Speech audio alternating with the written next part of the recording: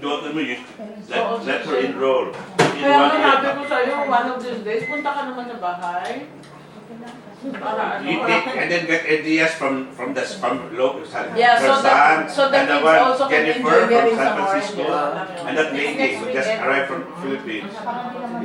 But she has good, comments about the program. In 1 month, she said she learned everything in 1 month in the Philippines for the nursing. Alam mo ba? Ito ba ito sa'yo dyan ang ano mo? And perhaps later on, I mean, like I think the system in the USMLE, if only we can lobby for that, because it's really unfair for the graduates of overseas med school. Yeah. Very unfair. To have them take it all. Yeah, start all over, and Take MLE 1, MLE 2. yeah, and they have the bad part of the ECFMG. If you pass like in my case, I passed the USMLE quite late because I did not really think of doing it right away. Their criteria is you should be within 10 years from the time of graduation. Yeah, before you can start. For you to be given a priority for residency. And what's the problem? Why? Yeah. It's not fair. But because nobody is really questioning and lobbying the ECFMG. Yeah. But of course, I'm no longer interested in my case to pursue residency.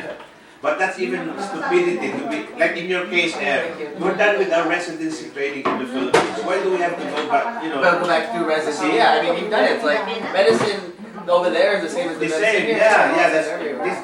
that is a practice that should be questioned. Over the years, everybody just followed.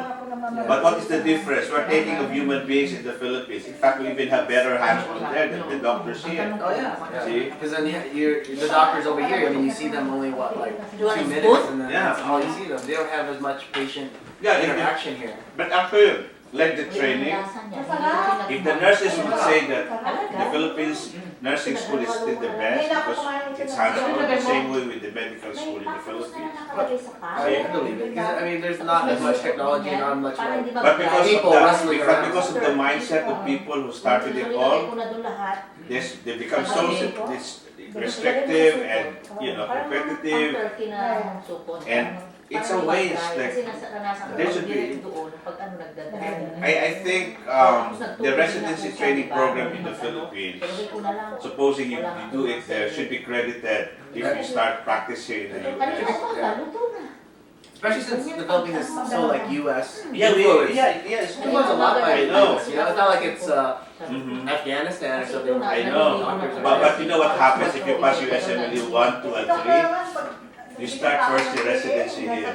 Yeah. So, and most of those people are already cardiologists in the Philippines or obstetrician in the Philippines. See? It's just that nobody really is looking into these issues and we just accept it the way it is. But,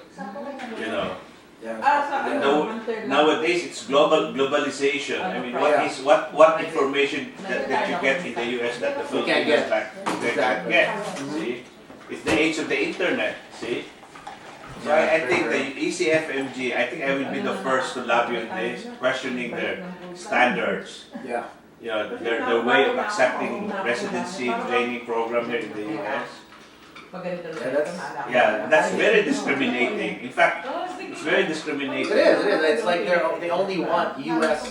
graduates. And to think you have to be supposing you graduate of 1986, in my case 1986, even if you pass the USMLE, they will take you in for residency.